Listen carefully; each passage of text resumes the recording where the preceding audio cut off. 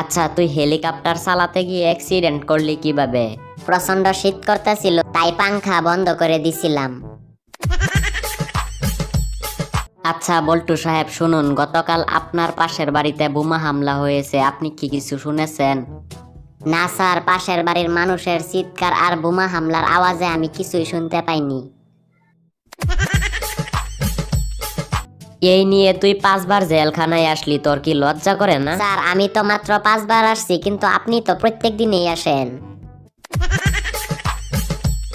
দোস্ত শুন, এই শীতে আমি এত গরম চা খাই যে চায়ের কাপ থেকে চা ডাইরেক্ট মুখে ঢেলে দেই, আমার কিছুই হয় না।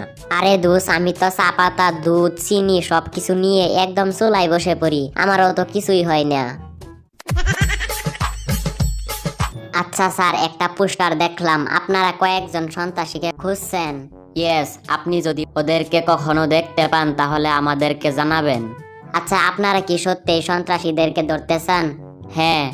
তাহলে ফটো তোলার সময় ধরলেন না কেন? বল্টু, আগামীকাল ভোর 5টায় তোর ফাঁসি হবে। কিন্তু আমি তো সকাল 5টার আগে ঘুম থেকেই উঠি না। প্লিজ আমাকে একটা বুদ্ধি দে। কেন দোস্ত, কি হয়েছে? আর কইস না দোস্ত, রাত্রে ঘুমিয়ে শান্তি পাই না, খালি মশাই কামড়া। এখন থেকে শান্তি পাবি, আমি একটা বুদ্ধি দেই। আরে দোস্ত, তাড়াতাড়ি দে। তুই তোর আঙ্গুল কেটে একটা বাটিতে রক্ত রেখে শুয়ে পড়বি, মশা বাটি থেকে রক্ত খেয়ে চলে যাবে আর তোর শরীরে রক্ত খাবে না। দূর হারামজাদা, তোর থেকে তো আমার বুদ্ধিই ভালো। আমি ভাবতাছি আমি বিষ খেয়ে নিব, তারপর মশা আমার রক্ত খাইবো আর মরবো, আর আমি আনন্দ পাবো। আরে ভাই, আপনাকে না আমি বলছিলাম যে আমার বাসার কলিং বেলটা নষ্ট হয়ে গেছে, একটু এসে ঠিক করে দিতে, কিন্তু আপনি আসলেন না কেন? আরে ভাই, আমি তো ঠিকই আসছিলাম, কিন্তু আপনার বাসার কলিং বেলে অনেকক্ষণ চাপ দেওয়ার পরেও কোনো সাড়া না পাওয়ায় আমি চলে গেছিলাম।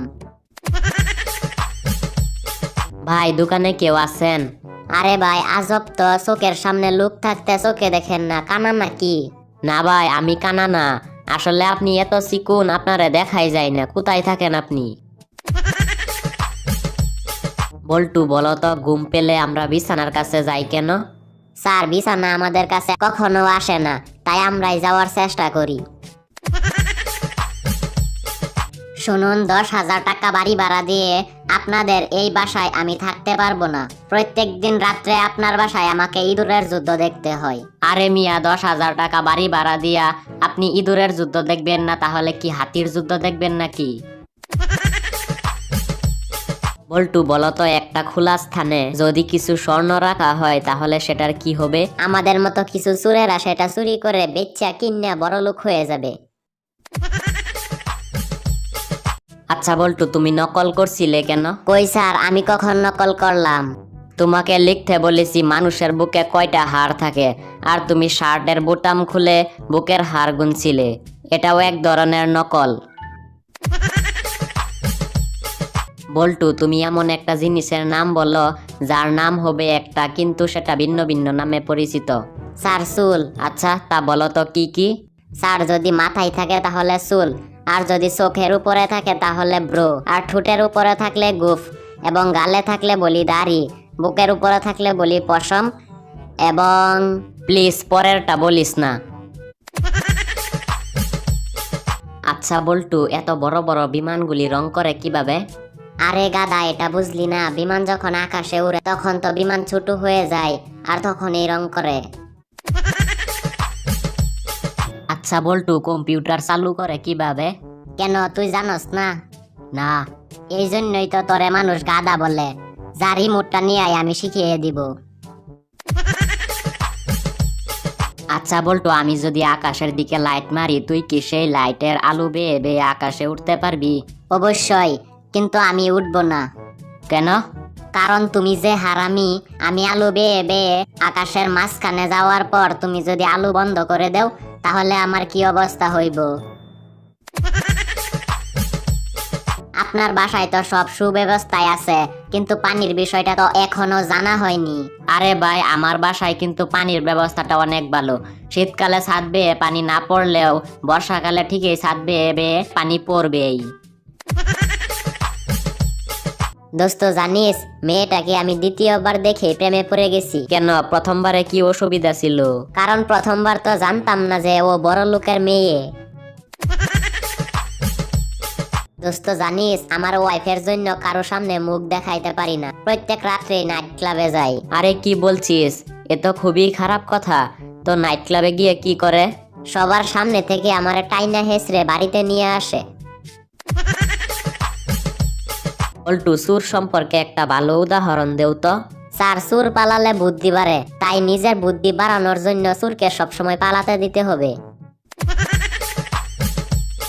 বল্টু, বলো তো পৃথিবীর সবচেয়ে প্রাচীনতম পশুর নাম কি, যেটা এখনো বেঁচে আছে?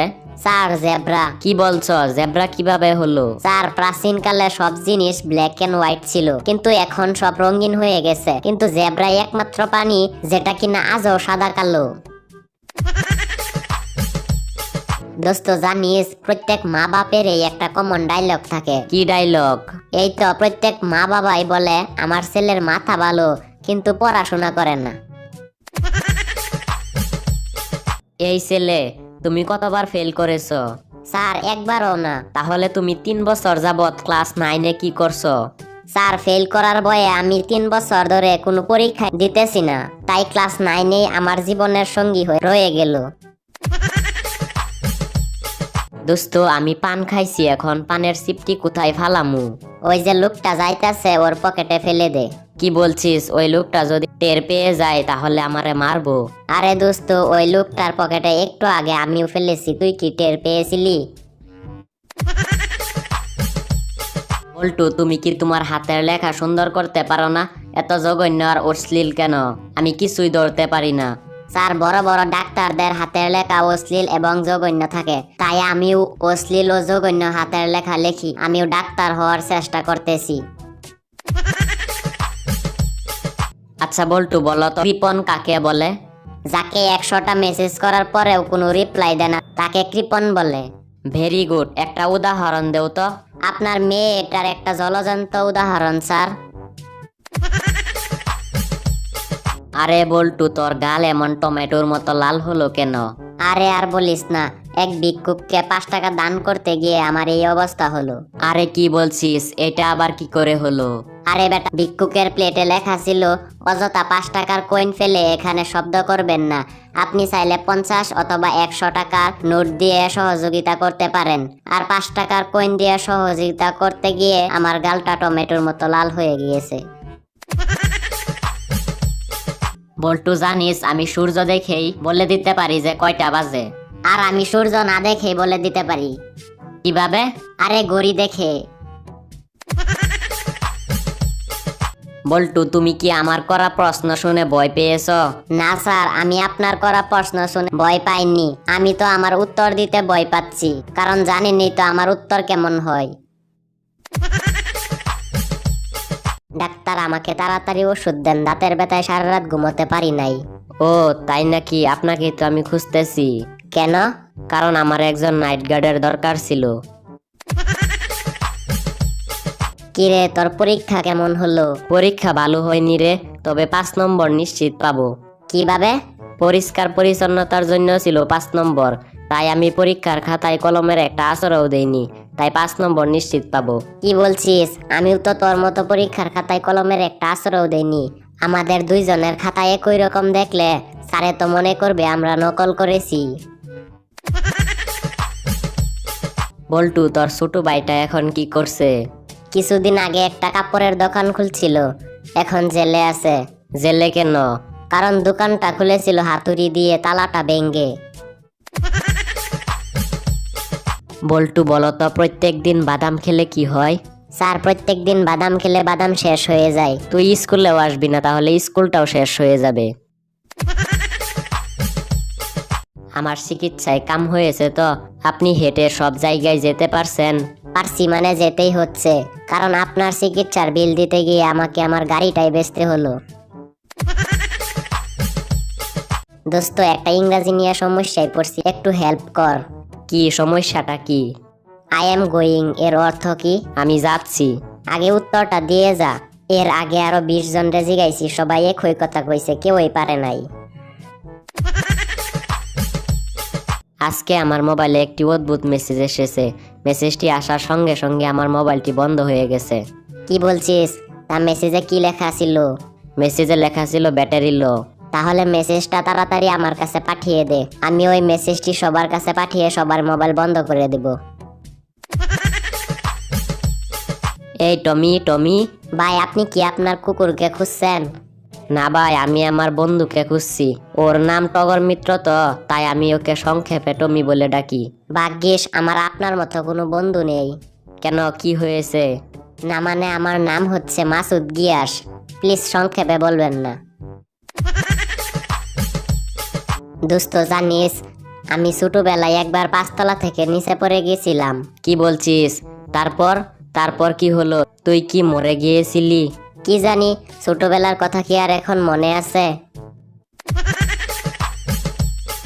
বল্টু, বলো তো বাংলাদেশ কত কেজি? Sir 68 KG. তুমি এটা কিভাবে বুঝলে? স্যার, বাংলাদেশে 68,000 গ্রাম আছে, আর 1,000 গ্রামে 1 কেজি হলে 68,000 গ্রামে 68 কেজি, সিম্পল। বল্টু, বলো তো গরু আমাদের কি দেয়? গরু আমাদের গুতা দেয় স্যার।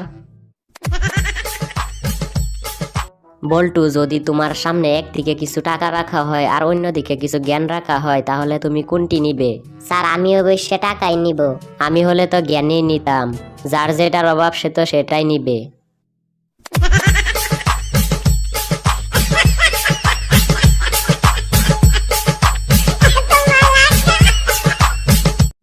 আর তোমরা যদি এখনো আমার চ্যানেলটি সাবস্ক্রাইব করোনি, তাহলে লাল বাটনে প্রেস করে সাবস্ক্রাইব করে নাও, আর পাশে থাকা বেল আইকনটিও প্রেস করে দাও এরকমই ধরনের নতুন এবং ফানি ভিডিওর জন্য। আর লাইক শেয়ারও করবে।